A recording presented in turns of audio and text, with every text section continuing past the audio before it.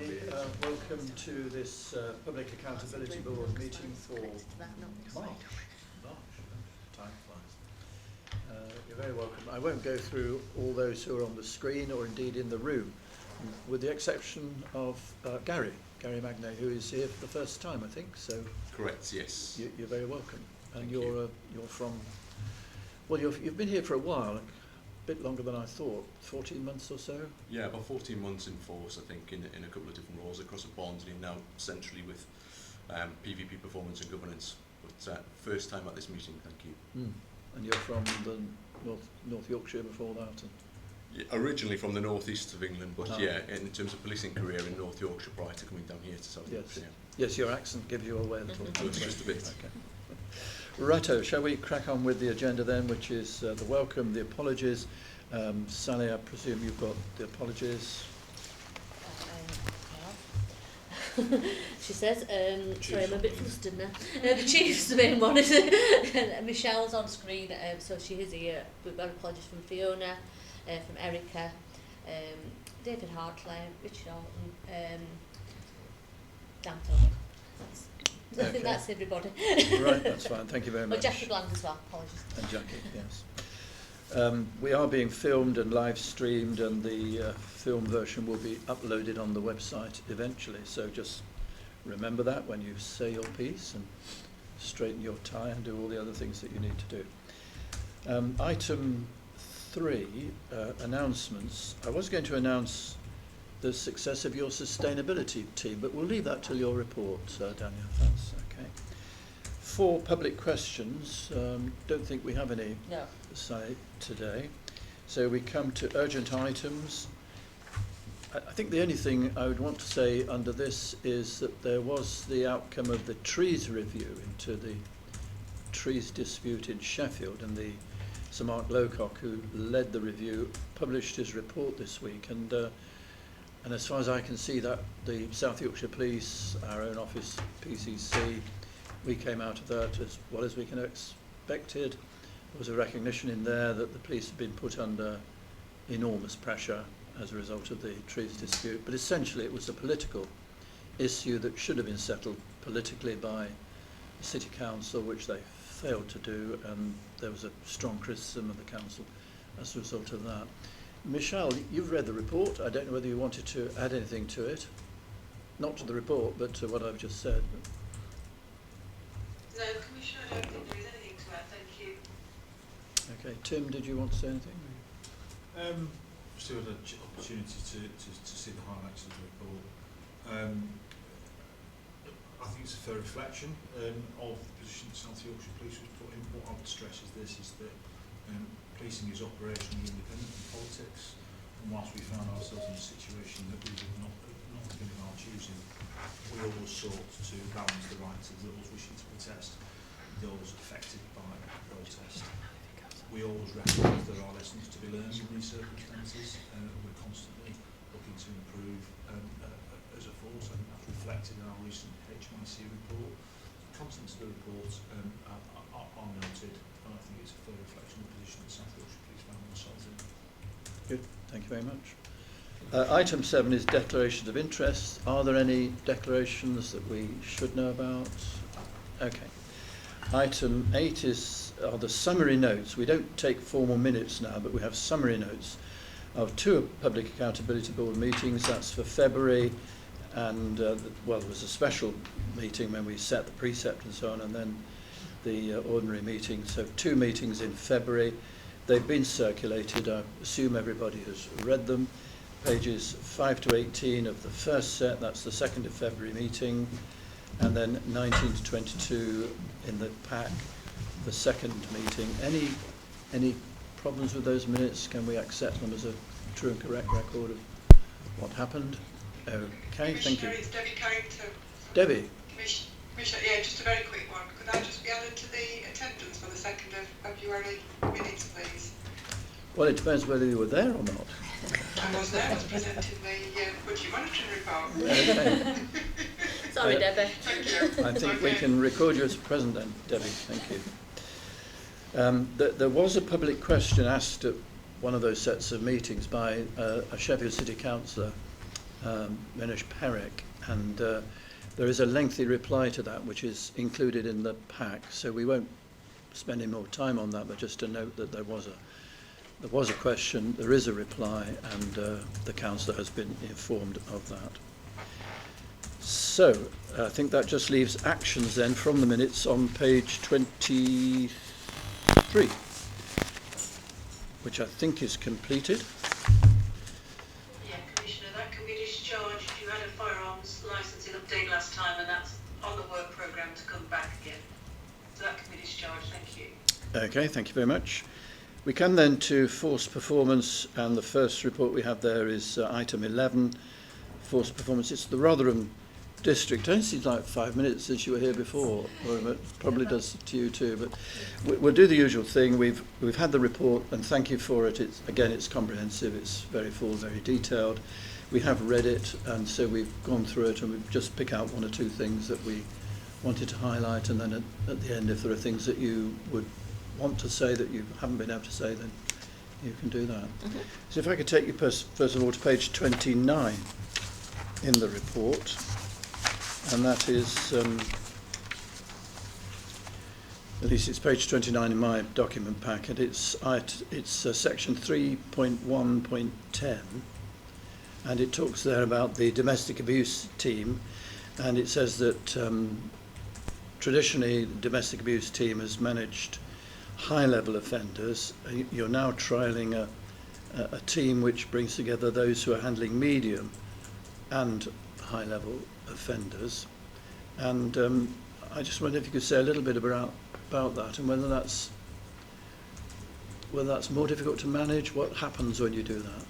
Yeah, absolutely. So the first thing we did was we changed the shift pattern, because the shift pattern for the domestic abuse team didn't allow any dedicated investigation time. So the way CID is traditionally set up is they have pick-up days where they're picking new prisoners and new prisoners that are in the cells at the time, and then they have days where they can manage their crime investigations, and the domestic abuse team was not set up in that way.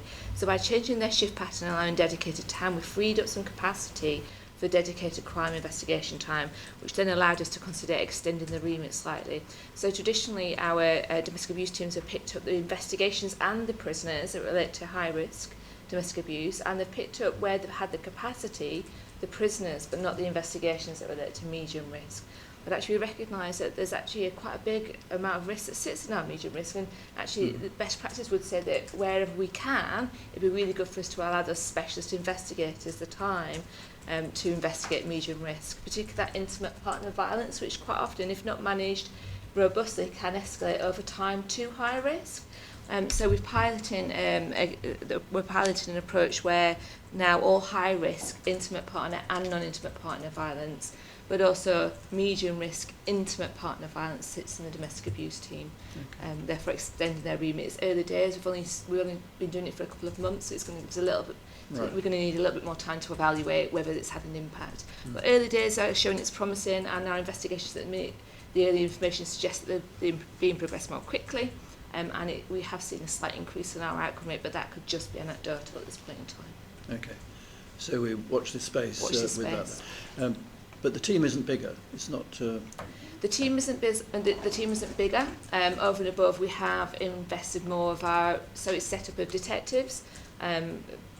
Police constables are on the rotational programme to become detectives, and then we have rotations from out of our response teams that rotate into there. So we have slightly increased it with our response rotations, because we've increased the teams, we've increased slightly our response rotation officers, but that's the only increase we've had within the domestic abuse team. And then as I say, we need an evaluation around what does that mean, what does that look like, and is that the right thing to do? Do we need to invest more heavily, and do we want to? Is the benefits there to allow us to do that? Sure. Just a little way down from that, in 3.1.12, at the end of the first paragraph there, you say, we have also been successful in a funding bid to support additional resources working on this up until the end of March. I just wonder, what happened at the end of March, and what the funding is. Is it internal funding are you talking about here? It's part of the partnerships, the Rotherham Safe Together partnership, and it's just extending some of the work we were already doing, which was fruitful through. So we didn't use all the funding allocated to it, so we've been able to extend it to the end of March, and through the Rotherham Safe Together partnership, we're considering what happens at the end of March. But it was just a pilot piece of work we were doing to extend that support into domestic abuse victims. Okay, yeah. Thank you. Over the page, on page 30, you've given us two charts, two graphs. They look the same to me. So the top one is around the force outcome rate, and the second one is around the Rotherham outcome rate. I realise. And they're very, very similar, which means that we are Okay. tracking. So they genuinely are two different... They are genuinely two different right. charts. Well, it had me fooled. Okay. Right, well, I won't linger over that then. But at the bottom of the page, you talk there about force-wide, the number of DVPNs and DVPOs has seen a fall. Yes. I just wonder what you make of that. Is that a concern? It's something that we're tracking through our force performance meetings. It's something we discuss as a command team of the SCT. There's been some significant change around bail legislation, which we at this point in time, it's a hypothesis that might be linked to our fall in DVPNs. Now there's more strength behind using bail, and the implications of breaching bail now allow us to deal with breaches of bail much more robustly than used to. So one of the initial hypotheses is actually, whereas before we would have probably NFA'd and looked at using a DVPN, we're now bailing to do more work with the victims, try and engage the victims, gather the evidence, and using the bail conditions as a safeguard. But as I say, it's something which we are tracking really closely and paying a lot of attention at through our force performance. And it's a trend which is across all of the districts, which is, again, another indication to support the hypothesis it's linked to a national or a bigger system rather than a Rotherham change. Okay. And just to reassure you on that, I've been discussing that with Paul Murphy, who's our head of PDP, because we noticed from November onwards, it's obviously taken some time for the new bail regs to bed in. But then since from November, we've seen that reduction that Laura's referring to. So we're going to do a review, some auditing, just to ensure that we are not in a position where police officers are using bail inappropriately when DVPNs should have been considered. So we'll have some reassurance. But I think it's inevitable now that there's a presumption of bail now, which is obviously precluded previously. We are now going to be in a position where the protective measure that we use is bail, not the DVPN. Okay. So imagine if you're not going to charge someone, you've effectively got two choices if you're not going to charge someone, because you can either release them with no further action, or you can bail them. Because of the restrictions on bail prior to the change in legislation last year, more often than not, if the investigation came to an end, or we had to release them without bail conditions for whatever reason, we would use a DVPN. Bail now provides an opportunity, and the impact is the same, because the objective of a DVPN, just like the objective of a bail conditions, is to safeguard the victim. And in essence, that's about separating the parties to make sure that we can get support services into the victim to try and break the cycle of abuse and make sure that they are fully supported, whether that's in terms of supporting the prosecution or supporting them in other ways to break that cycle of abuse. You don't mention breaches here, Yep. which you've done in the... Is that because there haven't been any? No, there have been breaches. It's something we track breaches, and we have quite robust action around our DVPN. So every day through our daily management meeting, which we have in the morning, we track all of our ongoing DVPNs, and there are certain dates where people have to conduct breach checks to see we've breached any DVPNs. But we've also, recognising the increased use of bail, we've also widened that out to bail around our high risk and any particularly concerning medium risk. So we've extended that out for our daily management meeting to track those as well, so we can make sure there's a scrutiny around those. And can I just follow my sword? I have just had another look at the table, the graphs. You are absolutely right, and I will redo those and I will resend them out to you. You've got better eyes than I have. I'd completely missed that. Well, we were sure we were right, but we didn't want to sort of press it too far if you were sure we were wrong. But I looked at it and I thought, well, clearly you've got better eyesight than I have. I know we initially was meant to be the two graphs, so I will amend that and send that back out to you. Okay. It's easily done. Thank you very much. It shows we watch carefully what It you does. submit. Yes. On page 33 now, if we can go there, this is 3.2.4. You talk about the multi-agency tasking, coordinating, and the MATAC process. And you talk about these 4 new offenders each month that are going through that. I just wonder if you could say a little bit about, well, whether a month is, whether that's too short a time, whether it needs to be longer, and what happens in this process? Are we building up, these 4, anyway, just something around that.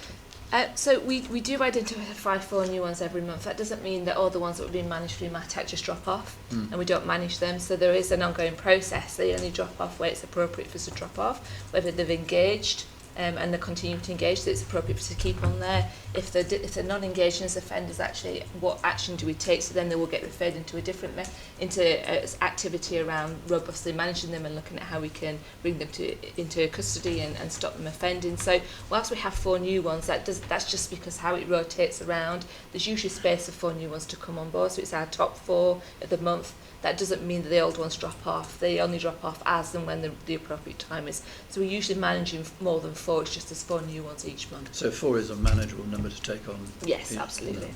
Okay. And I wonder if you could, I don't know whether you say it here or perhaps on another occasion, what the outcomes of all this work, because you've been doing this for a bit now. Yeah, I mean, MATAC's a nationally recognised programme around identifying your highest harm, highest demand perpetrators.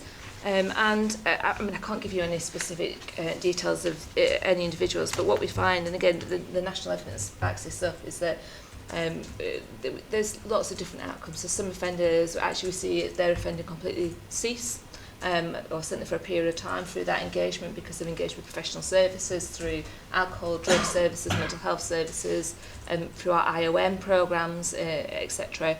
Some individuals unfortunately continue to offend, and that's when we look at targeting them around actually how do we bring this person to justice, and almost a bit the Al Capone approach of how do we bring this person to justice to stop them causing a risk to other individuals in any way, shape or form. So but it's nationally recognised as a good model for managing those highest harm offenders in our communities.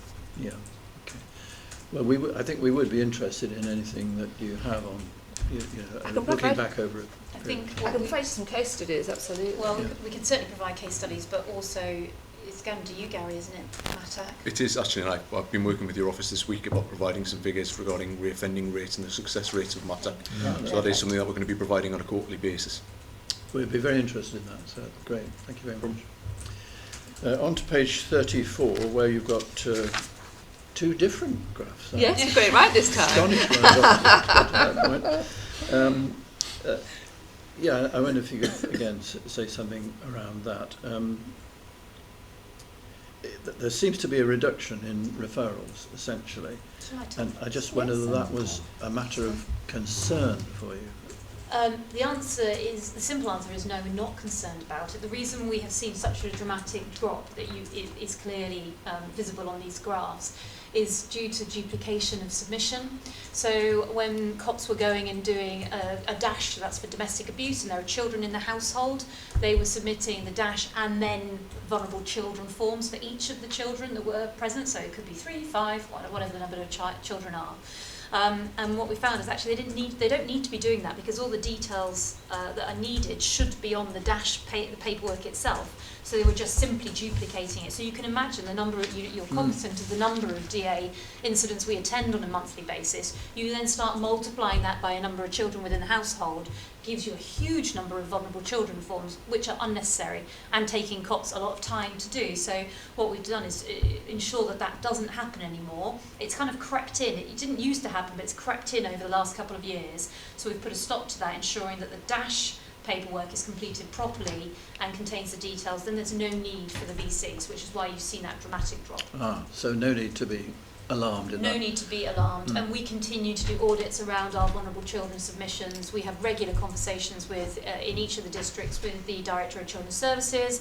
It's a frequent agenda item at all of the LSCPs. So there is a lot of scrutiny and discussion around vulnerable child referrals.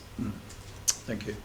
Yeah, just concerned when we saw that. No, it looks dramatic, doesn't it? Yes, absolutely. Well, yes, quite. Okay, page 37 now, 3.4.11.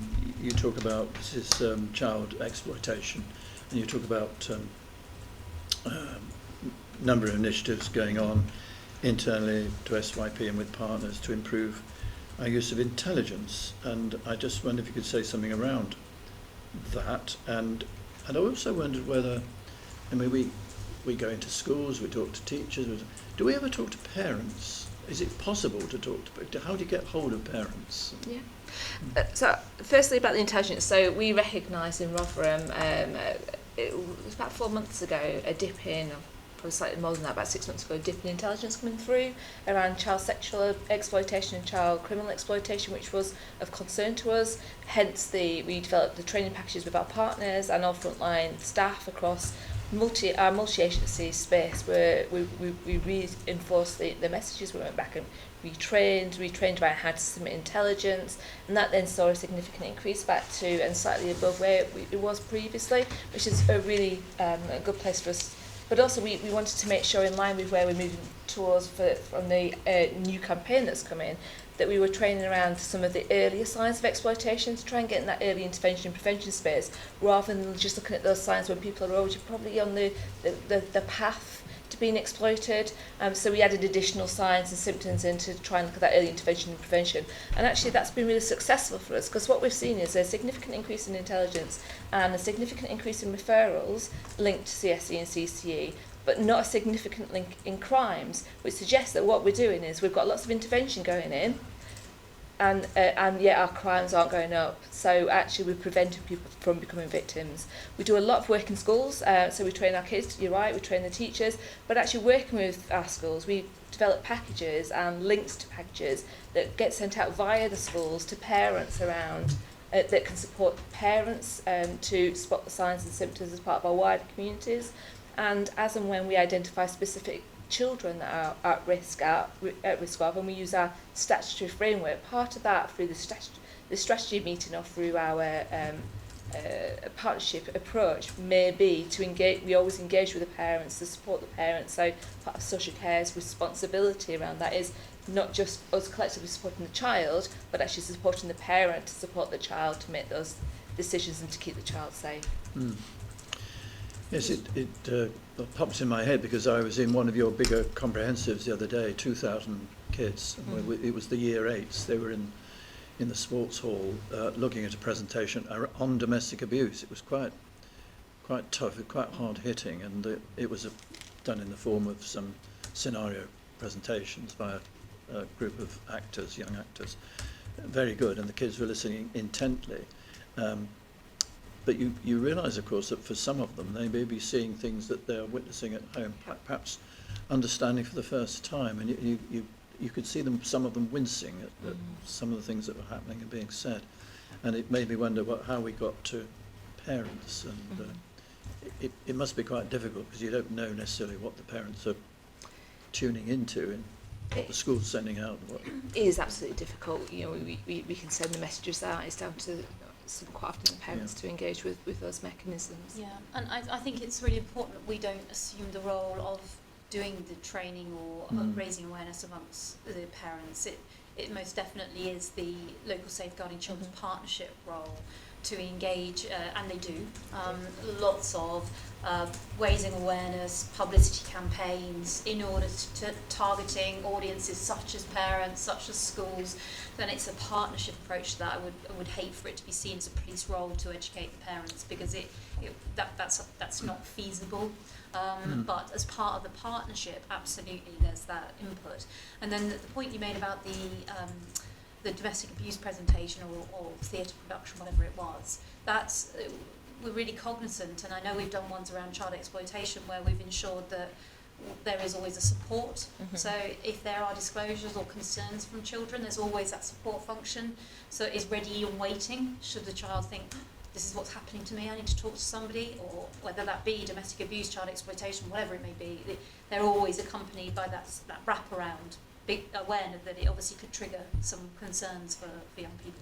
And what's really interesting is actually, particularly from an exploitation point of view or a child protection point of view, we do find actually on the back of doing quite a lot of these inputs that we get a lot of peer reporting on behalf of their friends, which is one of the reasons we do it, to raise that awareness around peer-on-peer offending. Yes, and in fairness to the school, the safeguarding teacher was present, and so they were very aware of what might happen. Yeah, okay. Page 38, make safe. I mean, you tell me every so often that the majority of offenders now are probably online rather than in the streets. So, I mean, if that's true, I just wonder how you're dealing with that, how that's reflected in your own activity. Just could say right around that.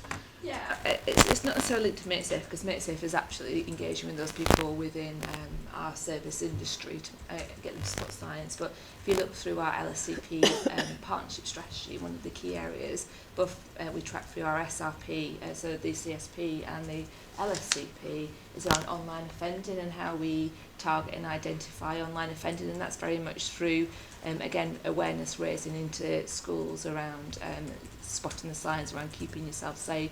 Thus, we talked about the training packages of parents. We training packages are going out to parents around keeping people safe. So it's very much in that space around that online offending. And obviously we've got our force resources that link into how we track and target people that have been offended online, both from a local SYP perspective, but also into the region as well, and how we manage that, recognising it is a growing area of a challenging area of that online space. And actually we as an organisation have to develop with that. I think it would be fair to say there's a very significant regional footprint around targeting online paedophiles and making sure that we have got robust systems in place to identify them and capture them, and we do, and we collectively arrest significant numbers of them. And it's really important for us to keep abreast of the new technology, the new systems, and new gaming platforms where children are finding themselves being targeted, and actually feeding that straight back into the intelligence picture and feeding that back into the schools and the local authority and all the areas where we can influence and safeguard our children. That information gets fed straight back in to make sure everyone can use that to safeguard children. Sure. But MakeSafe still has a critical role alongside the online picture, because we do know that particularly vulnerable young people will hang around in takeaways, and therefore they tend to be the ones that are spotted by exploiters, and it's in those locations. So actually that contact piece is still there, and so we need to be really cognizant of both angles and not just focusing on one or the other. And I think the other things to say about MakeSafe as well, we talk about CSE, and actually this document talks about CSE. In the training and the awareness we provide, we do talk about CCE as well, because actually is that we recognise the overlaps. It's important that we start to raise that awareness around both sides to spot the signs and symptoms of both. Yeah, okay. On page 39 now, this is missing people and mental health, towards the bottom of the page, 3.6.1. You talk about increased demand and high demand and high risk of people here. I was expecting to see some reference to right care, right person. I'm sure you're going to tell me about that, but I didn't see it here, that's all. Yeah, and I suppose this is because this is last quarter's report, and Right Care, Right Person hasn't launched, so we had our first Right Care, Right Person conference with our partners, I want to say last week or the week before I was at it, to start introducing that Right Care, Right Person. So it's in the early stages of that development. So ACC Dan Thorpe is leading that from a Chief Officer perspective, and has currently been engaging with partners from across the region to make sure that we've got the right processes in place, and that all the people, the stakeholders that will be impacted by the implementation of that new policy are fully aware of what's happening. So that's why it's not covered here, and it's not covered in my report either. But what I will undertake is that when we next do a Protecting Vulnerable People report for PAB, we'll make sure that there is some coverage in there of where we are with it. But it will be very early days. I mean, it's to be implemented in the next few weeks before I'll be able to sit here and say, and the impact of it has been this. I think that's probably 6, 9, 12 months away. Absolutely, yeah, okay. No, that's fine. I think what was really positive though, the event that I went to, our partners around the table were really positive, and actually saw it as an opportunity for them to go back and have a look at the mission group they've had since COVID, and actually how collectively together we can work through this. There was some real appetite around it, which was positive. Yes, I think that was the one I was at as you were well. with me, yes. Yes, at Niagara. Yes. That's the one. Yes, I was surprised that there was no real pushback No. from the partners. They were saying, yes, we have a responsibility here and we'll do our bit, which Mhm. was very encouraging. Absolutely. Just on the same bit, missing persons, missing children, could you say something about how you see the links, if you think there are any, between missing children and CSE, which is the subject of a later report, but... Yeah, we know the evidence tells us that there is quite often links. Not all high risk and not all missing children are exploited and are at risk of exploitation, but we do know that there is a high proportion of those that are at risk of it. If they're not being exploited already, they are becoming more at risk because of the behaviours in their missing episodes, which is why that we have all our systems and processes working through our MACE meetings where we talk about children that go missing from home, but also we have our Safe Neighbourhood Service that tracks and looks at all those trends and identifies where people are going and identifies the intelligence so we can feed that back into the system and recognise really early on where those risks are. And the really important part around, again, the local authority responsibility around those debriefs. And again, in Rotherham, we have a really good response with our local authority around those proper debriefs of children when they're missing so we can identify what's happening and reduce those risks. Mm. Yeah, the links between the local authority and police in Rotherham in this area seem very good indeed, and I guess that's replicated across all the districts, hopefully. Yeah. Absolutely. I'm on page 46 now, Laura, which is 4.1.16, Evidence Review Officers, EROs. Mm-hmm. I mean, they seem to be making a difference. And then if you go to 4.121, you mention them again. I just wondered there whether they do make a big difference, whether you're pleased with that, and whether this is something that's going to happen across all districts. So EROs are something that are in place across all districts, and we are using them slightly differently, and we have slightly different numbers. And the reason it's in here is because actually we're piloting a different approach to using them. So Rotherham's had 3 in the past, 3 evidence review officers to look at those PIP 1 prisoners that come through custody to make sure we have grip and robust management of those suspects. And what we're doing at the minute, we've got 4, and we have a vacancy which we will fill, which will be the 5th, which will allow us to have 1 evidence review officer following each response team. That will then allow them not just to manage all the PIP 1, so the lower level investigation with the prisoners that come through the custody. I would like them to get the grip of the investigations that are owned by our response officers, because a large 70% of investigations go through response, not into CID, not into our investigations team. They go through response. So the evidence review officers pilot will be looking at the impact of them managing investigations on the PIP 1 response function, providing that consistency and providing a smaller number of really experienced officers that can develop that experience and knowledge to robustly manage investigations. These are officers which these posts are response posts, so it's not that we're growing, we're just designating them differently so that we can provide that additional, more directive support around investigation management. So they're all warranted officers, they're not civilian staff, and they're not retirees who've come back, they're okay. They are, absolutely, and as the pilot, we haven't gone live fully with the pilot, so we've seen some impact on having an increase in EROs. We go live fully with the pilot when we get the 5th one, which will be in May, and then we've done work with the BCNI to look at what's our benefits realisation look like, so that we can have a proper evidence base around has it made an impact or not. Okay, thank you. So some of this, I think, Commissioners, we are, whilst we were rated good for investigation by HMIC and they recognised an awful lot of good work, we're constantly looking for ways to continue to improve, and we'll continue to do that. One of the big challenges for us is about volume investigation, and that's the challenge. And I'd use the term volume as opposed to, low level, because if you're a victim of crime, what I might consider to be one of the more minor offences, it is a big deal for a victim, and we never lose sight of that. The challenge we have is that if I speak today, we've got just shy of 12,000 active investigations across South Yorkshire, and managing those and managing them effectively is a huge resource challenge, and the bulk, as Laura says, the bulk of them sit with our response teams with very young officers. So dealing with those investigations quickly, providing a high standard of investigative practice, making sure that victims are updated properly and that people understand exactly what we're doing is really, really important. So we're constantly looking at ways to try and do that. And if we want to move from being good to being outstanding in terms of investigation, these are the sort of things that we're looking at. As you said, actually useful in crime and not low level, because you're absolutely right. And one of the benefits realisation, when we're looking at what does success look like, one of the big things for us is around that trust and confidence that in policing, and we look at our victim satisfaction measures, and actually is it having an impact on our victim satisfaction measures on those investigations that come through our response functions. Thank you. Page 47, this is 5.2.1, it's antisocial behaviour, ASB. Help me, Laura, help me. It's not the first time I've raised this, but here we are again. You're telling me that ASB has decreased.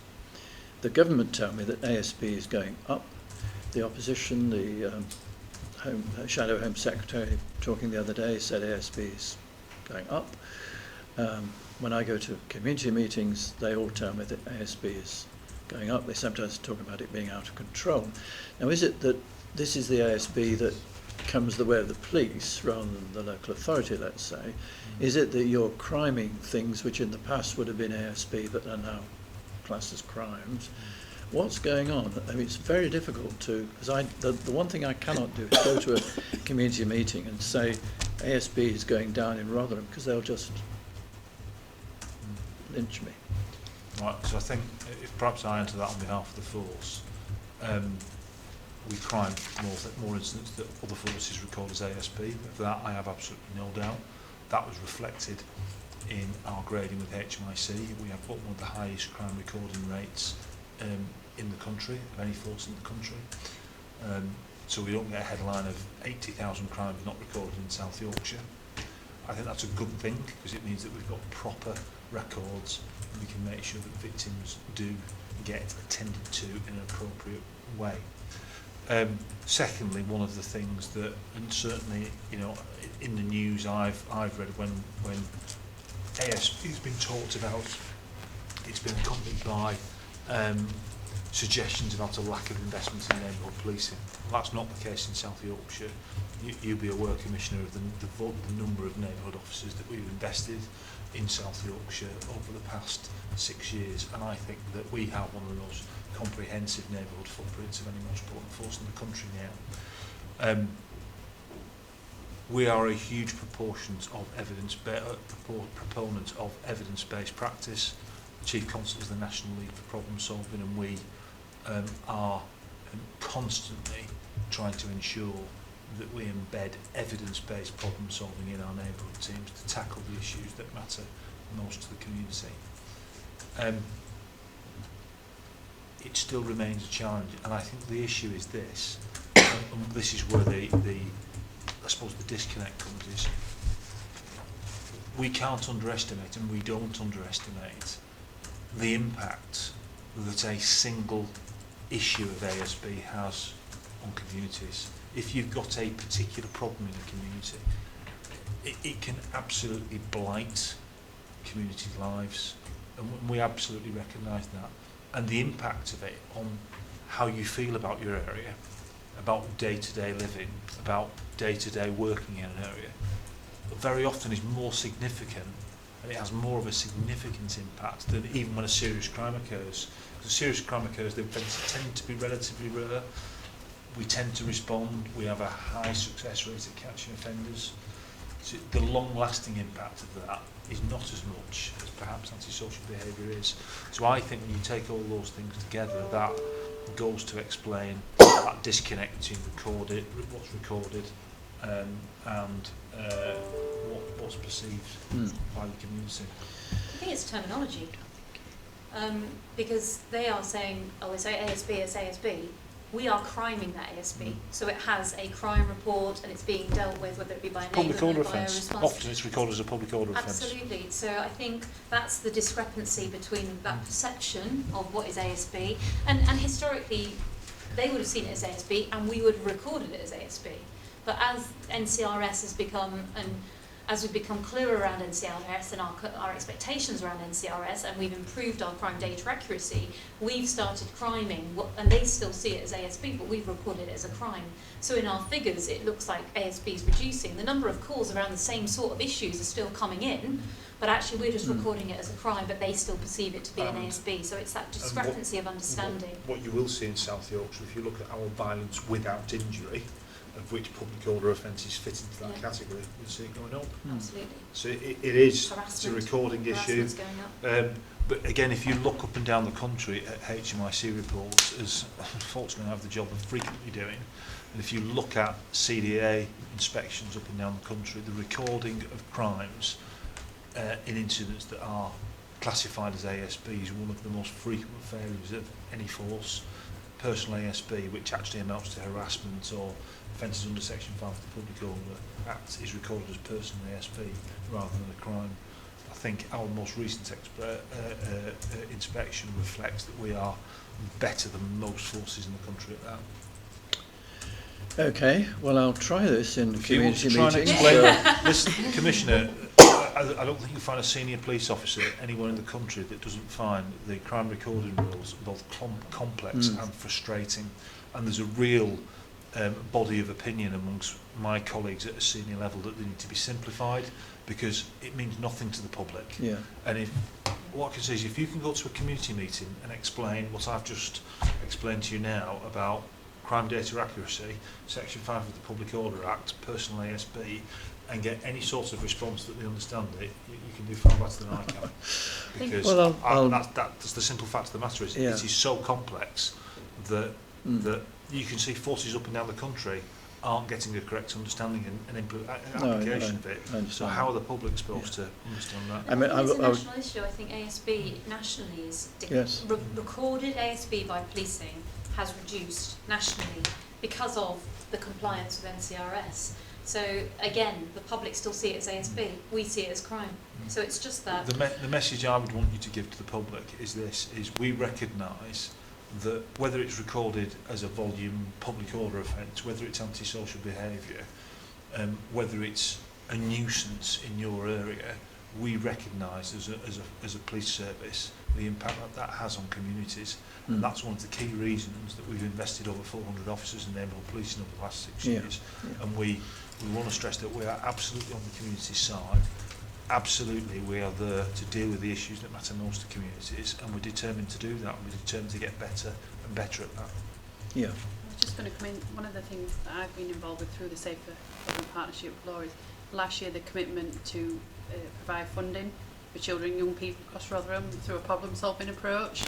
So working alongside GRIP with the voluntary community to fund a lot of hotspot areas across Rotherham to have additional diversion activity to provide opportunities for education and input, and we've been able to utilise that funding to make preventative and also look at themes throughout the year, so coming up to bonfire night, and a large proportion of the money from the violence reduction unit went last year on diversionary positive activity, and that was part of a bigger problem solving plan, and moving forward. But that's what we're requesting for more funding to continue that commitment. I was going to say exactly that. In Rotherham, we've had some real successes around our partnership problem solving around antisocial behaviour, and we're really robust with it. And when I speak to our counsellors and members of the community and our teams too, I think the other thing we've got to reflect on is the use of social media and how visible some of this is in our social media compared to where it was. And a lot of our people that feel they are vicariously victims of antisocial behaviour is because they've witnessed something that's happening in their community which a few years ago they would never have known about, and now they do, and because this is the stuff that's happening in the public, so the perception is increasing as well. The other thing though, you know, when I talk about the investment in neighbourhood police officers, I'll be really frank, you can't enforce your way out of this. This is not an enforcement issue. Enforcement is part of the solution, but to prevent antisocial behaviour in neighbourhoods, and particularly where youth antisocial behaviour issues, it has to be a partnership effort.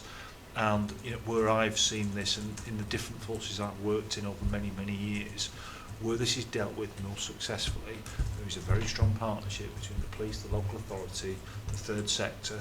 There's proper investments in, particularly the third sector. I always talk about boxing clubs because of my experience when I was Chief Superintendent at Oldham, the impact that a vibrant voluntary sector can have in communities in terms of diverting people who would otherwise get involved in antisocial behaviour, in diverting people who might cause a nuisance because of their behaviour.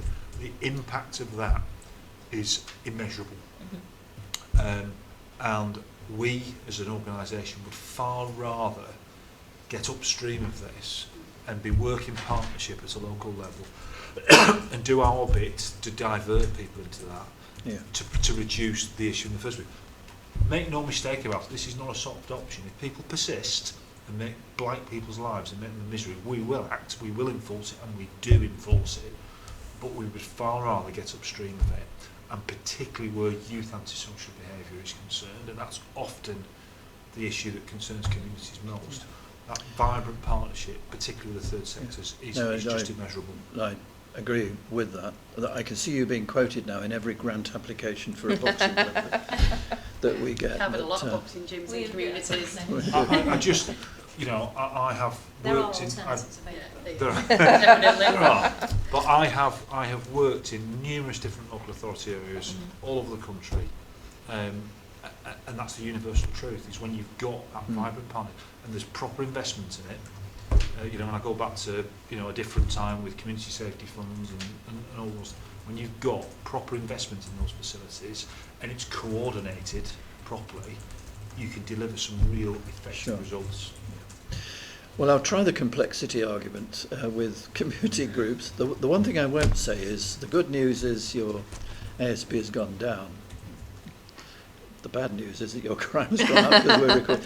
I will not try that, but complexity, no, I get that, I understand that. You mentioned neighbourhood teams, so can I take you to that then? Page 50, well, this is about neighbourhood teams. You say there in 7.1.2, NPT response includes vehicle crime visits, which is hugely appreciated by members of the public. The one thing that we do get a lot of kickback about is where there's been a crime, whatever it is, neighbourhood crime, and there's no visit, there's no follow-up. They're the sort of things that really get people going. So I was glad to see all of that. It is appreciated.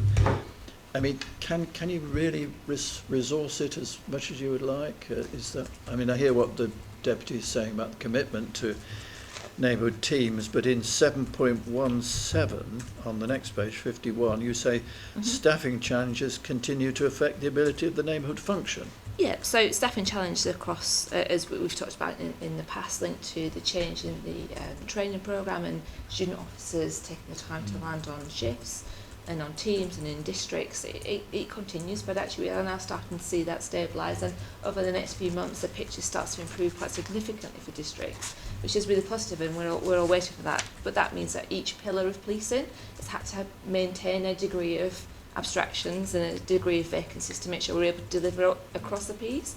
But we see this as really important. Again, this links through to trust and confidence. It links through to evidence gathering, because we can't always dispatch a police officer to all reports of vehicle theft of vehicles. It depends on the case-by-case basis. But what we can do is we can dispatch a PCSO, because actually they need to know what's happening in their area. They need to understand what's happening. They're there to provide reassurance. So they will go out. They will have a look, see if we've missed it, see if there's any additional investigation opportunities. They will provide some reassurance to the member of the public around what the next steps are. Because whilst the way we manage vehicle crime is it's quite often linked to forensic opportunities, it's linked to looking at MOs and how we can tie those together to target prolific criminals, is predominantly how we resolve vehicle crime. So yes, we can resource it. We resource it with our PCSOs because they tie it in with other reassurance work that they do when they're in the communities.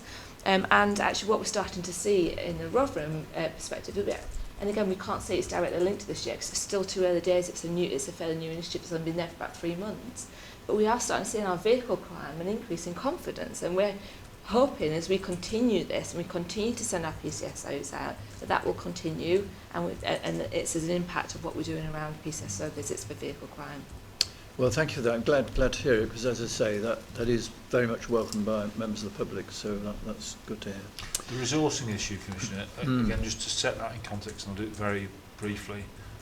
By the end of the month, 3,059 will be our head count of volunteer police officers in South Yorkshire Police, which is the highest it's been in the 6.5 years I've been here, and the highest it's been for I think you have to go back well pre-2010 for South Yorkshire Police to have as many warranted officers, and much is made of 20,000 extra officers, you know, on a national basis.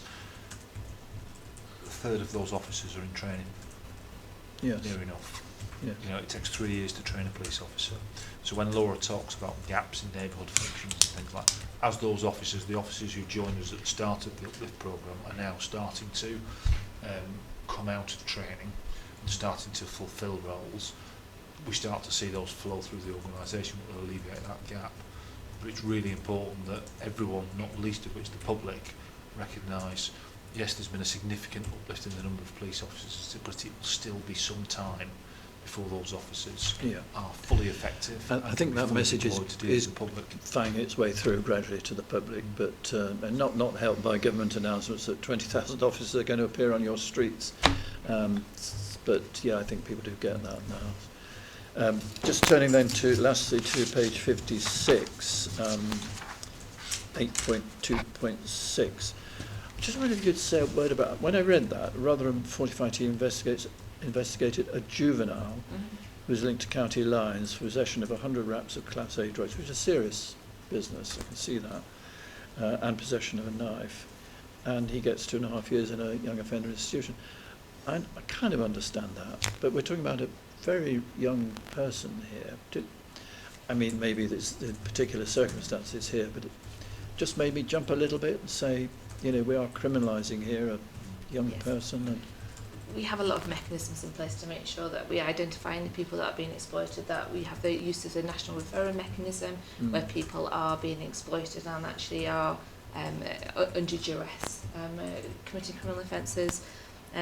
Our Fortify team work with organised crime groups, are there to disrupt organised crime, and unfortunately there are still young people who are not being exploited and are choosing to commit crime, and we do need to therefore prosecute them appropriately, whilst we have with our partners, with the local authority we work really closely with to make sure that we are doing that through the youth offending service, through children's services, we're doing that appropriately and we're not unfairly criminalising children. I think, you know, the point that Laura makes is it's the police's job to investigate crime. We are fully alive to vulnerability and people being exploited.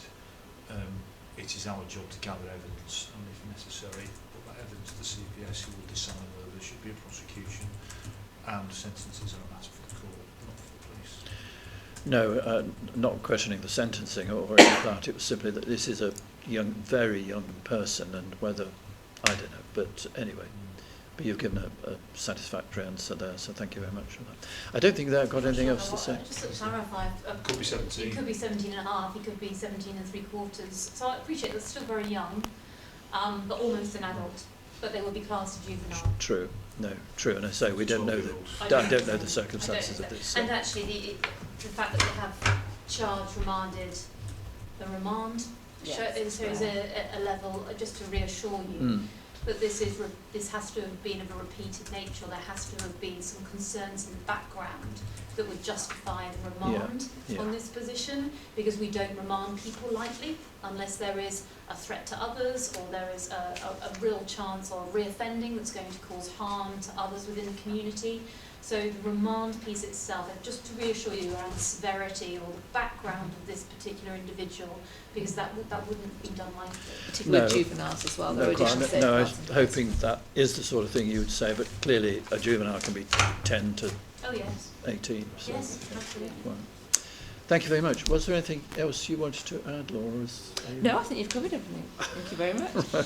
Well, thank you very much indeed. As I say, it was a very comprehensive report, as they always are, so we thank you for that. I don't know whether you want to stay or go, but you're very welcome either way. So. I'm going to sneak out, that's okay. Okay, I'm well, going to another meeting, crime actually. does not hang about, so thank you very much. Thank you. Shall we move then to, we're on forced performance, we're on item 12. which is force performance against the police and crime plan, and it's the priority that's treating people fairly. Pages 59 to 76. Tim, this is your report. So again, we'll just pick out one or two things, probably not too many actually. On page 61, if we can go straight to that, I just wonder whether we've dealt with that actually, about neighbourhood policing teams and the commitment to that. But perhaps you could just say, is it getting more difficult or should it get easier, do you think, with the numbers coming through now? Oh, I think, I mean, our plan, we've always said that having the uplift is a really nice challenge to have, but it is a challenge because you've got new officers coming in who have to be trained, they need to experience different areas of policing. As those officers start to come off the training production line, if I can use that analogy, we will make sure that our response teams are resilient and can respond to the volume of calls from the public. We will make sure that our neighbourhood teams are fully staffed. And having properly staffed response teams allows us to do is leave the neighbourhood teams to be proactive and actually do that work, engaging with communities and dealing with the issues that matter most. So I think to say it's becoming more difficult would be the wrong terminology. It has been a challenge to make sure that we've got consistent levels across the county, but it's something that all our district commanders manage on a day-by-day basis. We retain central oversight of it through ACC Dan Thorpe, and we're really clear that the model of policing for South Yorkshire is neighbourhood policing supported by response and investigation, not any other combination of that. Neighbourhoods comes first. Sure. Okay. Page 62, public trust and confidence in policing. And clearly this is a massive national issue and therefore becomes a South Yorkshire issue as well. And although we've touched on this in the past, so I wonder if you could just tell us what the procedures are now vetting-wise for South Yorkshire Police from the moment someone applies to become a police officer and where we go from there. So, I think the first thing to say is that there are different vetting levels in the force, as you'd expect with any organisation, ranging from, I suppose, initial entry vetting to the organisation, which involves checks around people's background, checks on the police national computer, filling in a fairly detailed questionnaire about your family, checks on the police national database to see if you are known to the police and have been, the subject of any police investigation at any point during your life. That's repeated in South Yorkshire Police every 5 years, but also in the interim, if you move role or move into a different role, you will be subject to a vetting review, or if that role is sensitive, a higher level of vetting.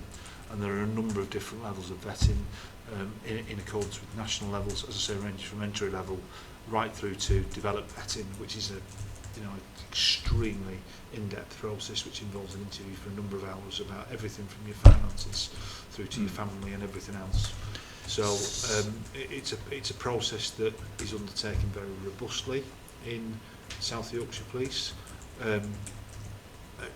It's not been without its errors. We have had some issues where there's things that we found out of people afterwards where you think, if we'd have known that, we wouldn't have had you in the organisation. They're very few and far between. What we haven't seen, and I don't think you will see in South Yorkshire Police, is issues that have arisen elsewhere, most notably some of the issues in the Met where these issues, people have never been re-vetted and these issues have never been picked up repeatedly over a long number of years. You won't find that in South Yorkshire Police, but absolutely in light of what has happened on a national basis, we have taken the opportunity to continue to review our vetting unit. We've got some new leadership in there now. We are absolutely implementing all the recommendations from the National Vetting Inspection that took place earlier in the year. I govern those through our quarterly performance review that I run with professional standards. I should say that vetting sits within the professional standards department under the head of PSD, who reports directly into me as Deputy Chief Constable. And I'm confident that we will get, and we'll see what the inspection brings, but certainly I'm confident that we've got a really good response here. So if someone becomes a firearms officer, for example, I was asked directly at the weekend about this, that would require an intensive form of vetting or different form of... I think there's that many different roles in the force. Okay. Firearms that have to check on protecting vulnerable people, for example. Yes. If you then routinely have access to vulnerable people, high level of vetting. Mm. If you are a firearms commander, high level of vetting. Mm. If you then become involved in the very sensitive side of policing, whether that's as a chief officer or whether you're involved in counter-terrorism and things like that, if you are a police officer who might liaise with the security services, for example, the highest level of vetting, development vetting.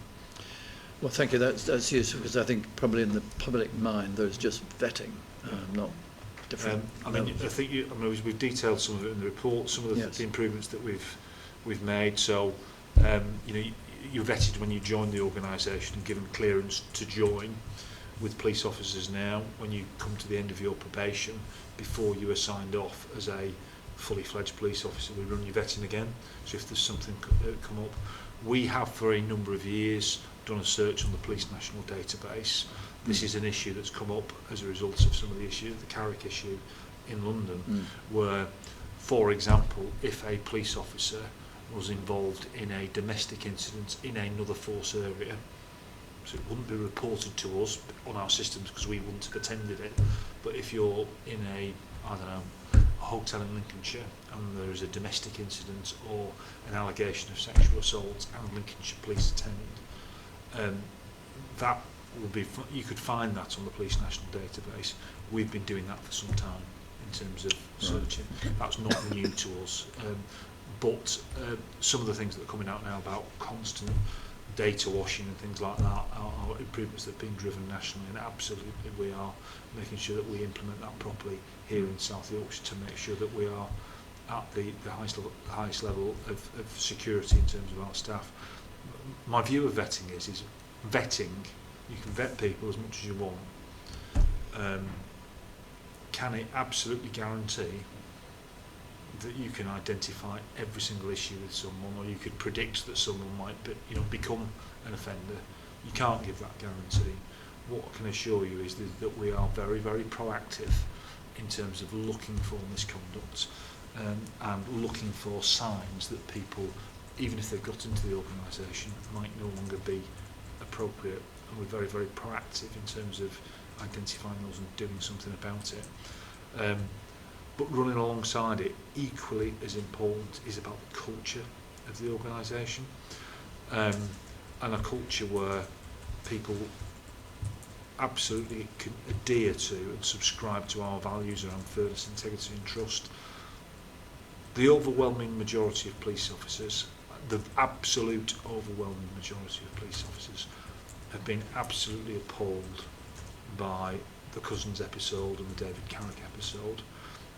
And angered. I'm angry as a male police officer, particularly as a male police officer, that individuals like that sully the trust and confidence that the public have in policing. You've heard me talk many, many times about how I value the concept of policing by consent and how trust and confidence is central to that. So I get angry when I see cases like that, and we're absolutely determined that we have a culture in this organisation where people will call out wrongdoing, so we can deal with it quickly and robustly. And there have been a number of cases recently that are not great for South Yorkshire Police. The Liam Mills case was the obvious one. That was called out by his colleagues. So you had an individual there who was convicted of 2 counts of misconduct in public office, who, and the fundamentals of it, he was pursuing a relationship with a vulnerable victim of crime, which is completely and utterly unacceptable. That was identified by colleagues on his shift in the middle of a night duty on a Saturday night. The inspector on the shift was informed, who informed the counter-corruption unit, who rang me, despite the fact that that individual was on nights on the Saturday night. By 11 o'clock on the Sunday morning he was in the cells, having been arrested. That's how robustly we will deal with incidents of misconduct. Well, thank you very much. Thank you for that. I was going to ask you on page 65 about the National Police database, but I think you've probably covered that, so thank you. On to page 66 then, and this is 3.43, legitimacy in our actions.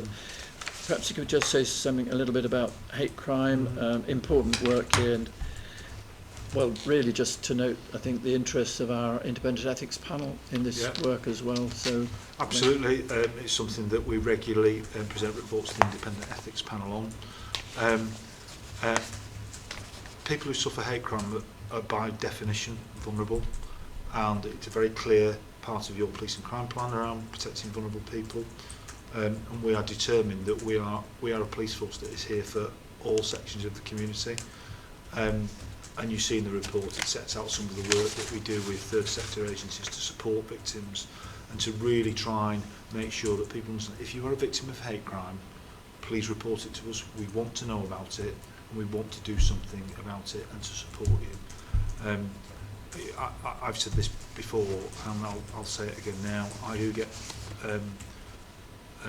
slightly concerned when I get here dealing with these sorts of issues as woke.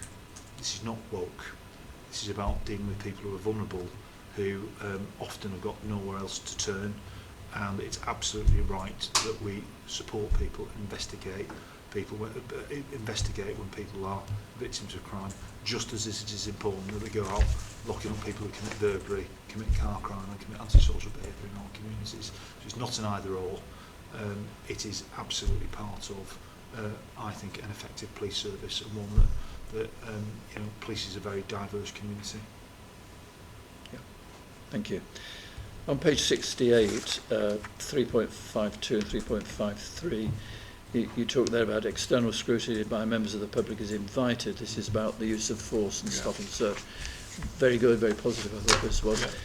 You reference there in 3.53, 30 members of the public. I thought that was quite something, really. It is. We want to be as transparent as possible. It goes to the heart of policing by consent. We want the public to have confidence in the actions of South Yorkshire Police. We do stop and search people for good reason. We do, on occasions, have to use legitimate force to enforce the law. And the public have got to have confidence that we're doing that in a legitimate, proportionate and necessary way. So we want scrutiny from the public.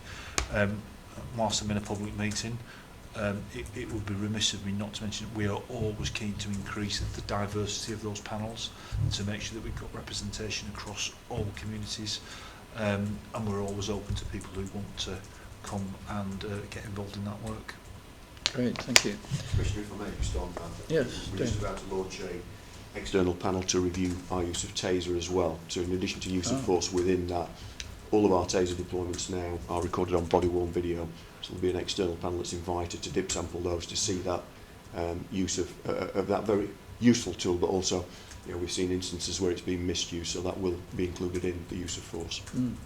Good. Thank you for that. Page 70, 3.64, talks about partnership walkarounds. I'd never heard of these before, so can you tell us? So it's not that uncommon that, as I say, we work with partners all the time, and I suppose it talks to that issue about antisocial behaviour and how communities feel, and so often these issues you can't enforce your way out of them.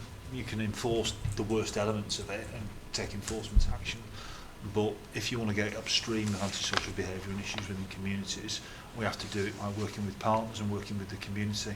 So, all our neighbourhood teams periodically, normally in response to particular issues, will engage in walkarounds with partners, with elected members, to really gain a shared understanding of what the issue is, but actually to listen to the community and actually hear what the issues are from the community's perspective, to make sure that we do something about it effectively. No, it's good.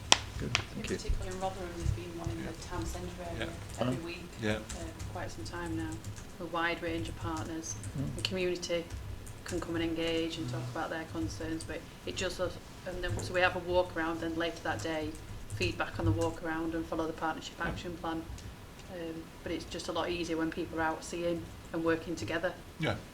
You've got to get a shared Good. understanding of the problem, haven't you? Yeah, And then you, no, it's good. you can you work out. No, and simply again, I hadn't heard of that. as I said, the issues in communities is that's that partnership working that will make it better for communities who live and work there and visit them. Just finally, on pages 73, 74, probably just for noting, I think, but I see that SYP is losing more of its minority ethnic officers than it's recruiting, if I understand all this right. I guess that is a cause of some concern. I don't know what you do about it. I mean, its percentages, the numbers are relatively small because the numbers of minority officers are very small. It is a concern. We're doing an awful lot through our OD and culture team to identify the reasons for this. We continue to develop some of those issues through our leadership training.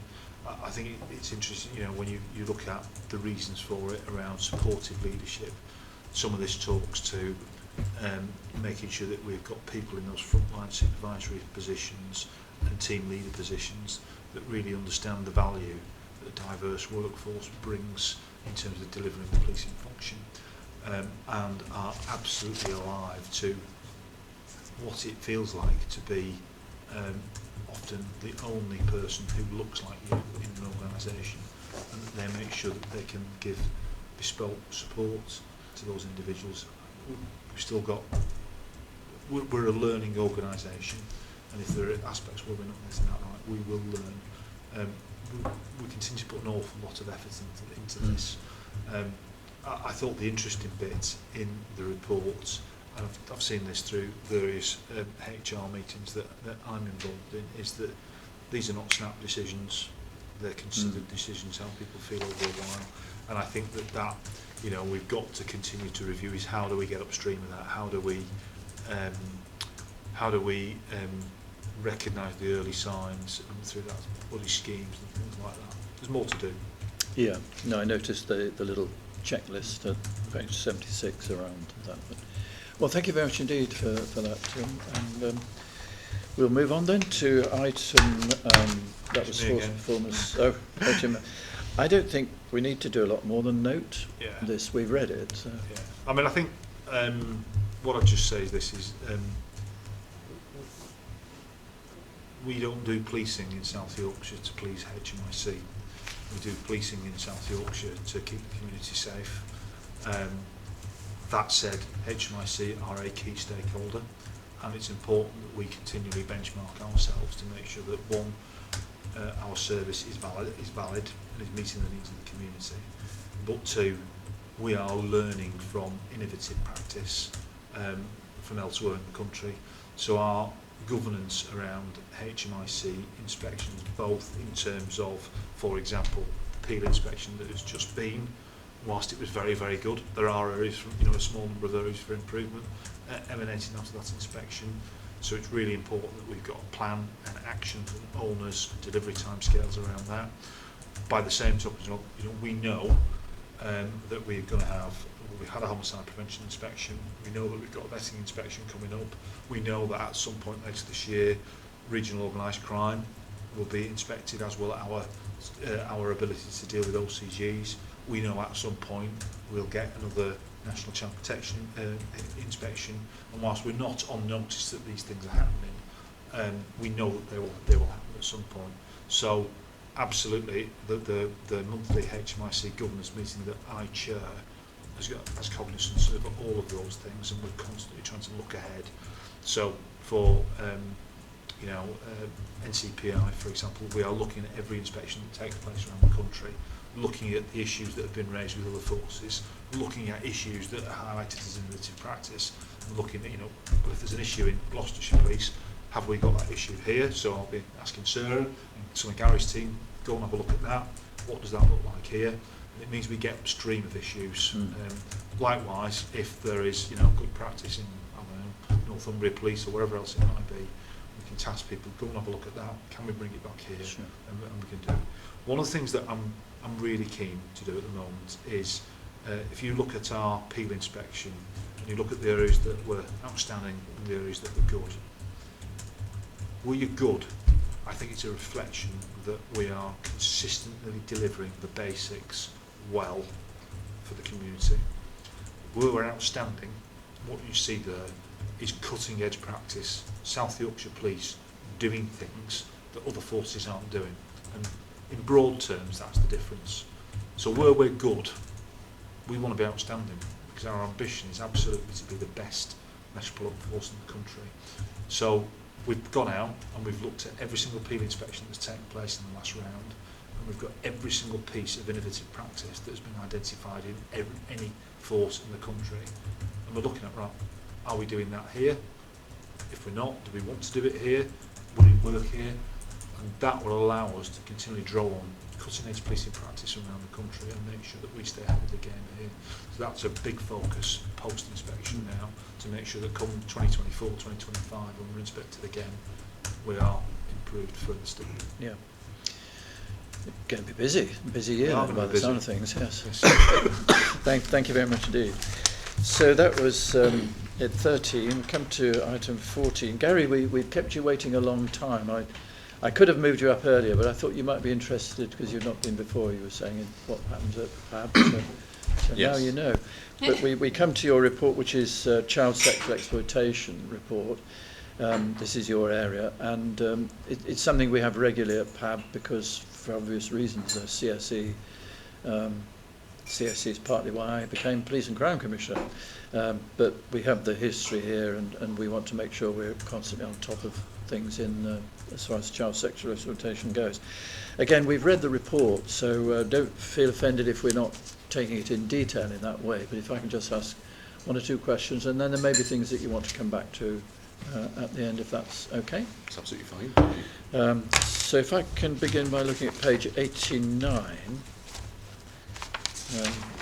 I've just got to find my way around, yes. So this is the overview, and you're talking about crimes, 3.31. And you talk there about 364 CSE cases. I just wonder if you could say something around that.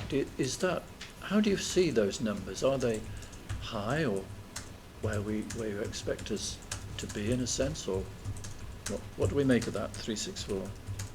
I think our recording of CSE-related offences has dropped, I think, slightly further through, earlier on in that document dictates. And that fluctuation is... It says it dropped by 45, which... Yeah, so just over 10% on last year. And if you're looking through the figures previously in relation to that, we've seen some fluctuation. We don't know whether or not that's the long-term impact in relation to COVID. So we've had a bit of a fluctuation in 2019, and then a drop again in 2021, and again a further drop this year. I think I'm less concerned regarding the drop in reporting, but I think the challenge with CSE and exploitation generally is always the engagement element for it. So whether or not victims of CSE is a constant challenge, not only for South Yorkshire but reflective across policing in the UK, is that victims are aware that they are victims of crime in the first place, and getting them to report that, and get others to identify the signs of exploitation and raise awareness for that as well. And I think further through in the document I talk about an awareness campaign that's launching next week actually. We've got a launch event in relation to that, which is going to look at raising awareness for both young people within the community, as well, a tall ask really, but young people in the community, both professionals and guardians and parents, about identifying the signs. And I suppose that kind of fits with that early intervention and prevention model of policing for us, is that all of those crimes represent a child who has been harmed. And if we can get in early enough in relation to that, the early signs of exploitation, we can prevent a child from being harmed in the first place. Do you feel, though, that there has been a slipping of awareness in South Yorkshire as a result of COVID or whatever? I don't know, but it's just the numbers, going down was... I think with exploitation we're on a constant journey of evolving effectively. So I don't see there as a slippage in terms of awareness. I think that is something that we need to constantly refresh in the community, the work with professionals and internally with our officers. I can't ever see a stage in the future where we will be comfortable with where we are with exploitation. I think that will be a future kind of development. I think, and I'll echo that point, is we'll never be comfortable with it, and one thing we will never do is take our eye off this. I think the challenge you've got is that the nature of child sexual exploitation changes over the years. The picture of sexual exploitation of children in this county now is very different than that Alexis J found nearly 10 years ago now, when she reported. Obviously, a report related to a 97 to 2014. So a period of 25 years ago, and I think the challenge that we always have is to make sure that we are staying ahead of different types of activity. If you think back to when Alexis J did her reports, and if you think about the period that she was reporting on, online child sexual exploitation was almost unheard of. I think back to 1997, the internet had only just been invented. Today, that's a huge issue for us, an absolutely huge issue. So it's about making sure that, one, we identify different forms of exploitation, that we share that intelligence amongst partners, that we publicise it, that we give proper preventative information, and that we continue to monitor the numbers. The numbers alone don't tell a story. It's about making sure that we've got robust systems in place, and that when victims do come forward, that they're properly supported, and that we are proactive in identifying them. I noticed that of that 364, 126, I think you say in the report, were non-recent CSE, which could, is that pre the J? Is that pre the J period, or? No, it's anything over a year, isn't it? It is, yes. So anything over a year from the time that they reported it. So if I was reporting it now, it could be January 2022. Right. That would be non-recent. It's hard, isn't it? We've imposed this 12 months, but actually it's a subjective assessment of what's non-recent, what's recent, because actually your opportunities for anything kind of over 2-3 months are limited due to forensics, due to CCTV availability. All of those evidential inquiries aren't available beyond that kind of realistically 2-3 month space of time. So it's a national thing that you try to understand, because obviously for us we've had a significant proportion, it still is significant, 35%, which is older, so non-recent offending being reported, so confidence of the victim to come forward at a later stage and tell us what's going on. But they are challenging because of that loss of evidential opportunities. So it's the reporting, is it, that's non-recent, but the offences themselves could be even further back? Oh yeah, the offences could go back to we have some that go back to the 1960s, 1970s. Well, it could be 12 months ago. Who are adults who are now reporting what happened to them as kids. Older adults reporting. So we really do have a massive breadth of a reporting period from 60s onwards. The vast majority, like you see, are within that kind of 12-month period. You're seeing 65% occurring within that 12-month period. But then you do have those challenges of beyond that. It could be any time period. But that could also be the confidence of people to feel that now if they report, things will be looked into historically, couldn't it? On the flip side. And interestingly, so as a force, we saw significant uplifts in rape and serious sexual offending reports to the SYP from kind of 2015, 16, 17, 18, higher levels than anywhere else seen nationally, whereas we've plateaued more, so we haven't seen, we're 12% up nationally year on year around VOG and rape and serious sexual offending, whereas others are seeing a much greater uplift in reporting. But I believe that we have, because of our legacy, because of the challenges that have been posed to South Yorkshire, that confidence piece and us being proactive and going out to victims to say, come and tell us what's going on, that has encouraged people to come forward at an earlier stage. We also have our CDA compliance of 99% on sexual offending, which means that we are recording appropriately every single sexual offence that comes through our doors. So I think we've had a much more gradual journey of increase, whereas other forces are seeing, because of the Borg agenda, they're seeing a huge uplift in crimes, whereas we've had that focus and attention on this since 2015, 2016. So I'm confident, and as Rachel says, there has been a great amount of work just to go proactively, whether that be through Stovewood or South Yorkshire Police, through our communication campaigns, right back to 2015-16, telling people we're here to listen. And we have the victim services that you're well cited on, Commissioner, the Commission victim services that have been enhanced throughout that period, and further ISVAs and IDVAs available in the last 12-18 months through additional funding that you've secured. So we are gone out and said to victims, come and tell us, because we want to hear from you and we'll do our best to support you, whether that be through a prosecution route or whether that be wrap around to ensure that you can attempt to recover from the ordeal and the trauma that you were subjected to, because they are two different things. Sometimes they come together, sometimes they don't, and we have to understand that.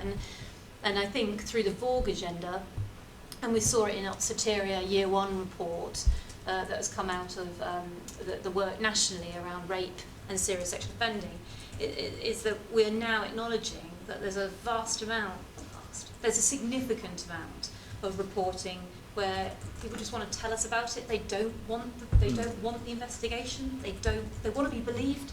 They want to be believed. They don't want to go there into the CJS. Yeah. So that's a challenge for us in terms of explanation, because you're seeing an uplift, but you're not seeing that tally with outcomes and prosecutions. No, I think you're right. I think the explanation it has to be done. I Absolutely, think the public needs to understand. But yeah, thank you. Which takes me, well, some of what Sarah was saying there takes me to page 91 and intelligence. This is 3.6.1. I just wonder whether you're happy with, satisfied with the sort of intelligence we're getting from partners. I think we've already touched a little bit on this previously. I think there is always a drive for greater, more relevant intelligence regarding exploitation and vulnerability generally. I think the more we have, more relevant intelligence, the better equipped we are to be able to identify gaps in our provision and mitigate some of the risk. We've done an extensive piece of work over the last 2 years in terms of training partner agencies in terms of submission of intelligence. We've got an intelligence sharing portal, a specific dedicated portal for partner agencies to share intelligence on. And I suppose one of the things for us is that constant involvement is we need to kind of regurgitate some of that training on a regular basis, you know, through turnover of staff, through change of priority. There is that constant need to be able to inform partner agencies of what we're looking for, the reasons why, and how they would submit that to us as quickly as possible. So I think that is an ongoing challenge and probably will be for the next 10 to 20 years, if not longer. Yeah. I can just add to that, the organised crime coordinator who works in South Yorkshire Police has worked with a range of partners to deliver a wide range of partnership intelligence training, and then that has now been added onto the portal for Rotherham Council. So all staff within Rotherham Council now have regular access to the training as a refreshment. And there's been a lot of work to how do we deliver that message to partners in communities, and how do we translate information so all communities can access that. So I think it's just gone live on the portal, so all staff in council and all new staff will access that training that's been delivered by partners, which will continue to drive that information and reporting. And that's just not around CC, it's across everything. Yeah. And I think it's really important to note that what started in Rotherham back in 2015, which was what is now called the Child Exploitation Tasking Group, truly multi-agency tasking group with housing, taxi licensing, fire service, environmental health. It has lots and lots of partners around the table, obviously children's social care as well. And that model's been migrated right across South Yorkshire with that buy-in from multiple partners, whereas I think Rotherham had this model, but until a couple of years ago, we were really struggling to push it through and get that buy-in. If you recall, Commissioner, we had the Casey report that talked about we haven't got a holistic buy-in across council areas and all of the different departments, and everyone can play a part in the picture and the disruptions. And so by pushing out that truly multi-agency CETG into all 4 districts, we've now got coming together of and sharing that intelligence picture. So your housing can go, okay, right, I'll look into that, and they'll feed in some more intelligence because they know that we're interested in it. The fire service will go and do a visit on a particular business premises around health and safety legislation, fire regs. That will give us another bit of intelligence that feeds in. So actually that intelligence triangulation is being pushed through these truly multi-agency rather than it just being police and social Yeah. care, which was very limited. So I think there's something really, and we know from the independent review last year of Rotherham, the CSE processes in Rotherham, that that model, their processes, that truly multi-agency approach to this is deemed national good practice. The National Working Group have said so, and they would advocate any other area in the country taking that on board. So I think we should be really proud of So that's of the, that the right Jenny across. Myers. Yeah. Jenny review, Myers yes. report, yes, from May last year. And the other bit with intelligence is it's one thing getting the intelligence. What do you then do with it? And again, just the Jenny Myers report, you think of every single piece of intelligence that was examined as a result of that report. You could track exactly where it had been discussed, what had been done with it, and how it was finalised. And again, you look back to the lessons of the past, where that necessarily wasn't as robust. I'm confident we've got some really good procedures in place now. We also have a monthly newsletter that now comes out, and it doesn't, you know, it's quite cleansed, but it gives information in terms of partners have submitted this information, and this was a result of that information to try and build confidence in reporting. Is that a Rotherham Borough Council? Yeah, Is that? yeah, Yes. yeah, and it's linked to South Yorkshire Police Yeah. through the organised Oh, crime, yes. but it covers across areas, but that's to try and build confidence in people, say you did report this, and this was the outcome. Good, thank you. I'm on 92, page 92, victim care, 3.71. And you referenced there trauma-informed training. And I wonder whether that was something that is being rolled out across the force, or... Gary can talk about this. It is. It's a something under the Vogue agenda where we're looking to get. It's not necessarily just specifically for CSE, so it's a wide range of different incidents and victims that it would involve. But it's about kind of our operational response to those type of offences where we're prioritising what is best for the victim. So rather than putting a policing perspective on that and looking at whether or not prosecutions are right, it's really truly being in tune to the voice of the victim and building our investigations around those victims, and specifically in relation to CSE, you know, recording the voice of the child, but not only recording the voice of the child, having that as a fundamental part of our investigation.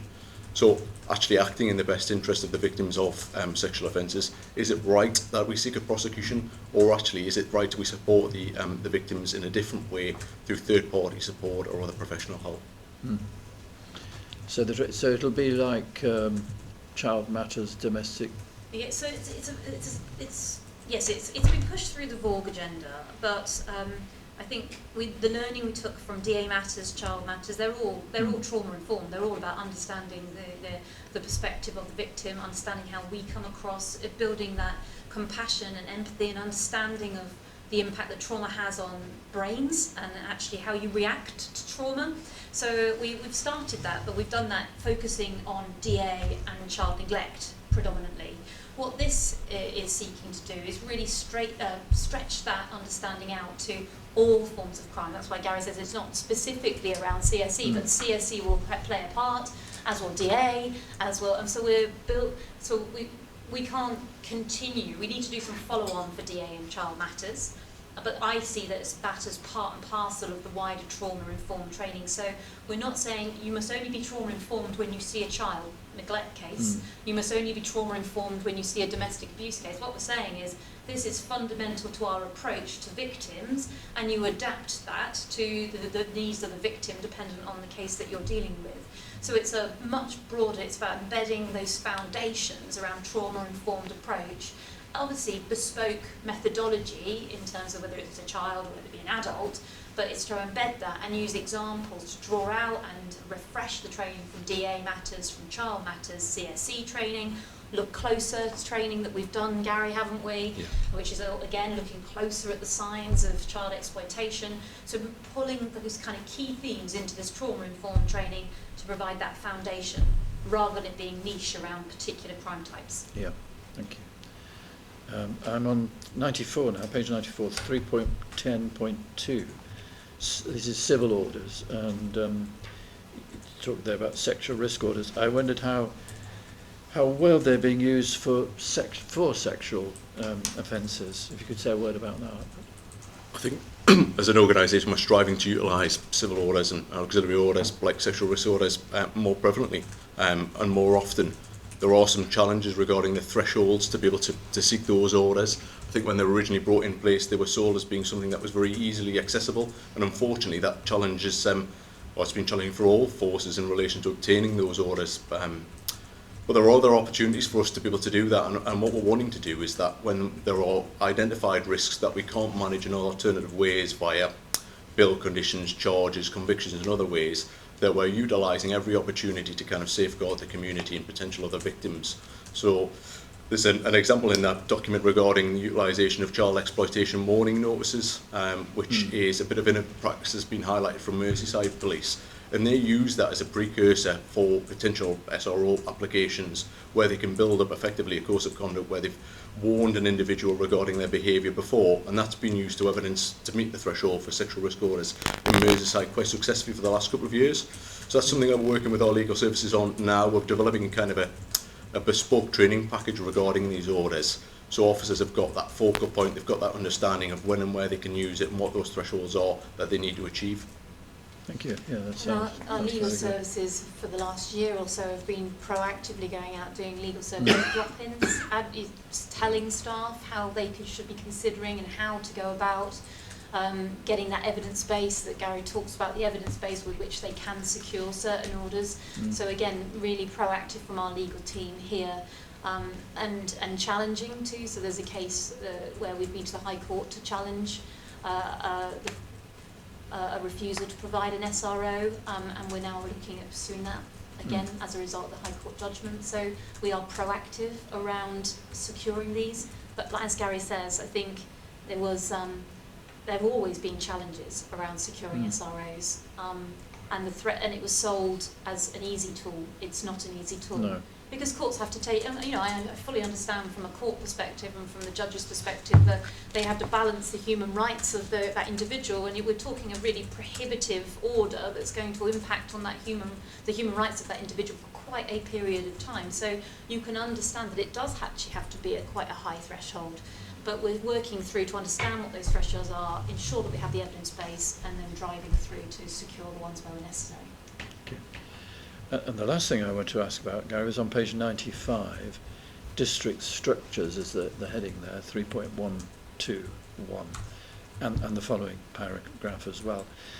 As I read this, Sheffield and Rotherham have got dedicated CSE teams, but not Barnsley and Doncaster. They do it differently there, or is what Sheffield and Rotherham, is that going to be what the practice will be in Barnsley and So this has been part of the PVP review that we've been undertaking for the last 12, 14 months.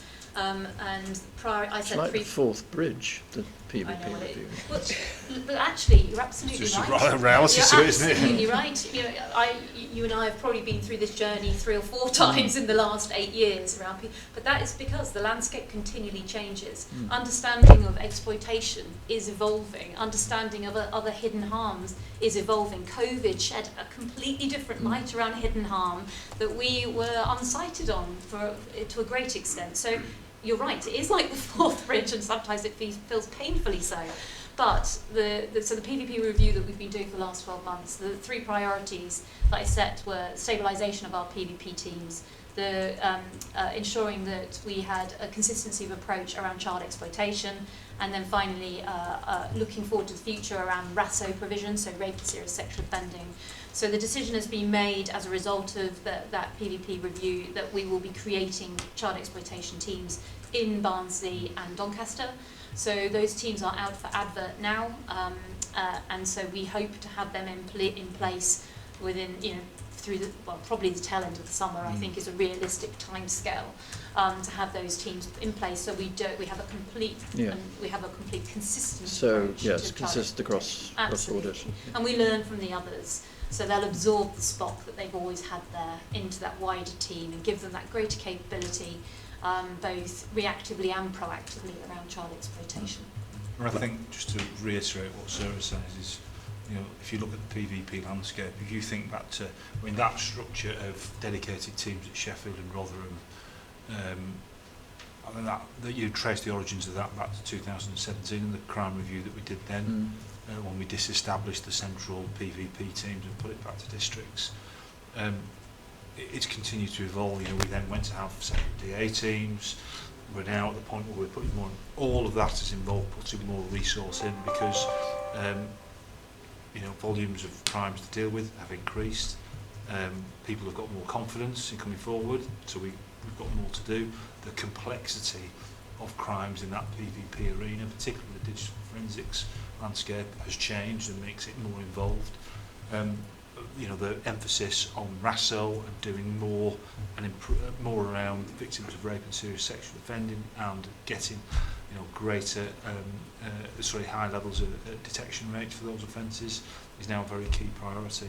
So we've been really clear that as we start to implement a revised workforce model as a result of Uplift, number one priority is PVP and making sure that we've got PVP capacity and capability that's fit for the future. Sure. But we'll have to review it again with the change. And I'll be reviewed again in a couple of years because we'll have to. I suppose the real advantage for that is that we've got a really positive working model from Rotherham that's been recognised. So the partnership support regarding exploitation has been recognised as best practice. And we've got that to be able to replicate across the other districts where we haven't had that previously. Good, thank you. Gary, there's nothing else I wanted to ask about in the report. I don't know if there's anything you wanted to talk about or whether you're happy with that. No, I think I'm happy with that, thank you. Great. Well, thank you for the report. As I say, we do have regular CSE reports, so we may see you again, hopefully, and I'm sure you will. let you move on. Thank you very much indeed. Thank you. Thanks, Gary. That was item 14. Item 15. Oh, Danielle, I'm sorry we kept you. We keep the best till last, that's our policy. But again, assume that we've read the report on sustainability. This is your update and you've got your annual report in there. We've read it. And I didn't have any particular questions around it, but I was very hoping you'd tell us about your successful bid for funding. Yes. So we've been actively bidding for funding for the public sector decarbonisation scheme, which is always oversubscribed because across the public sector we are seeking to decarbonise our estate as part of our commitment to climate action, and funding that transformation of our estate is going to cost quite a lot. We know that. Despite the fact that it always generates savings, so we do see it as an investor save. But yeah, we've submitted bids for phase 1, phase 2 and phase 3. The latter phase was phase 3B and we were successful. So we've secured over £500,000 worth of funding now, which is a grant fund which will be delivered at Wombwell Police Station in Barnsley, and we're going to decarbonise that building. So the primary focus of that funding is that you have to be decarbonising the heat source. Our heat source at Wombwell being coal, one of a few sites. People still sort of draw don't say that. And take a breath when they realise. The legacy of that particular fuel source, which means actually the carbon savings will be really significant anyway, even if we were to move to gas. But we're going to put ground source heat pumps in there, and then we're going to supplement that decarbonisation of heat with a number of other energy conservation measures across the building. We will match fund that, so there's some funding from within the force, but that project is due to go live at the 1st of April in terms of the funding kind of window is for that financial year, so it's 23 to 24, so we have to complete by March, which will work perfectly because we don't want to change the heat source in the winter period, so we'll do that over the summer. So yeah, we're very excited and delighted to get started on that scheme. I think it's really good, and we congratulate you and your team, and perhaps you pass on our thanks to the team. They've obviously worked very hard to secure that. That's really, really good news. I daren't ask you the question about whether there's any coal anywhere else in the organisation, because I'm afraid what the answer might Do you want me to be honest? Do you want to ask we're on the former South Yorkshire coalfields, aren't we? So I expect there are some legacy, a few. There's only one legacy site now in addition to Wombwell, which is Rotherham Main Street, which we already have plans to transition now, and that project is going to go live very soon. So that site will move on to gas in the interim, mainly again to the point I was just making, that those sort of renewable sources were quite cost prohibitive for us. So it was the right thing to take that stage. but we're still looking at the site as a whole and how we can decarbonise. But other than that, we've moved across. A lot of our sites from coal have moved to biomass actually, so we did take a renewable fuel source where we could. I was just surprised as first in Dallas, we had coal-fired boilers in some of our police stations. Well, I know they existed in other places when I first became a PCC, because I went once and they were doing toast on an open fire. So I do know they have existed in the past. Yeah. I mean, it's a tricky job, yours, and you've got to balance the sustainability, all the arguments that clearly are very important around there, but also value for money and saving money, making efficiency savings in that way. So it's all important. Yeah, there's a real challenge, but I think particularly on the decarbonisation agenda, it naturally does lend itself to that resource efficiency agenda. The investor save, you know, we've got really good track record of investing in renewable technology specifically, and seeing the savings generated on our electricity bills. So we know actually this makes financial sense, as well as actually it's contributing in the right way to the climate action agenda. Having said that, when we look at the wider decarbonisation piece and we start to look at our vehicles, and the way that we travel and how we want to sort of decarbonise there, that brings with it a slightly different kind of complication or complexity really, particularly with the vehicle charging infrastructure. It is extremely costly, extremely complex. But we are looking at that, and our estate as a whole, we're looking at some sites already to sort of pilot the investment in charging infrastructure and making sure we get that right, because chargers are changing all the time, the intelligence and what they're able to do, so we want to make sure we time that right when we roll out our charging infrastructure. But it is costly, it is complex, and it doesn't come with an unlimited ability to plug in. All of our sites have an electrical capacity which is fixed. We can apply to enhance that and increase that to our distribution network operators, but that in itself again comes with the cost. So yeah, we're not naive to the fact that particularly the transition to EV, in terms of the charging specifically, is going to cost is going to be costly for us, and we're trying to quantify that over the next sort of 6 Well, it's not months. just South Yorkshire Police. I mean, all organisations and indeed local authorities, we're all having to think about this, aren't we? I have a vision of the roads where I live are mainly terraced houses, streets terraced. A vision of all these houses with cables coming out of their front room windows and running across the pavement to cars, you know, every night, and it's almost unthinkable. So I don't know.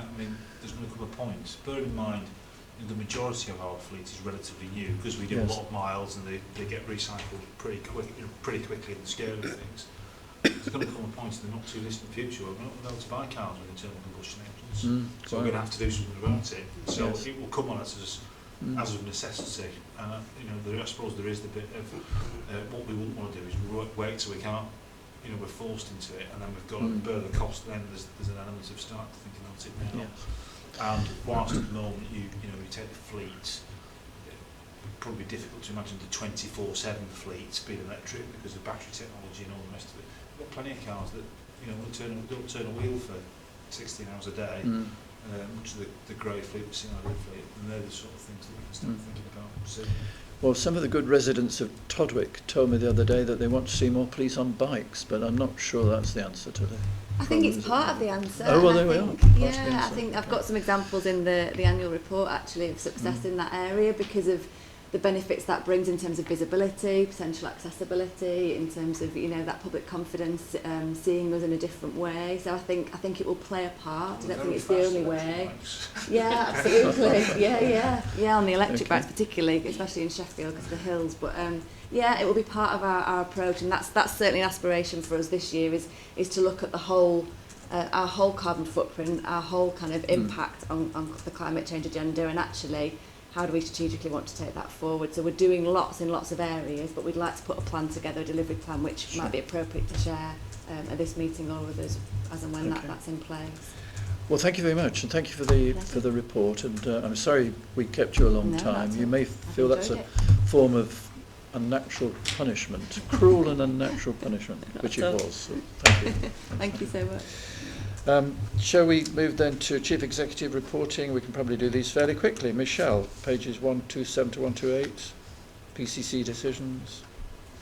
Thanks, Commissioner. There's been 6 decisions since the last report. The sixth one has already been mentioned by Danielle in relation to works at Woolwell Police Station co-location there. I just wanted to mention then the fifth one around priority-based budgeting. You received a report at the last special PAB in relation to your annual budget setting and the medium-term resource position, which is going to be financially challenging for South Yorkshire Police. So they're embarking on a big programme of priority-based budgeting, which will go throughout the organisation with the involvement of a consultant that will then teach skills to in-house professionals to be able to conduct that on a continual basis to eke out some efficiencies in the force. So that's the only one, Commissioner, I wanted to draw attention to. Thanks. Okay, thank you. Any questions? Okay, on to 17, the work programme, Michelle. Just the next 3 months, or the next 3 meetings is there. And Barnsley focused next time in terms of district performance and tackling crime and ASB in terms of force level performance, with the 2 delivery plans from the force and the OPCC coming as a result of the new police and crime plan, which was signed off at the last meeting. Okay, thank you very much. Any other business? Item 18. Shouldn't be. You told me beforehand. Lovely. I think that's everything. Thank you, everybody. A slightly longer meeting than usual, but we had some interesting discussion. Thank you. Thanks. Thank you.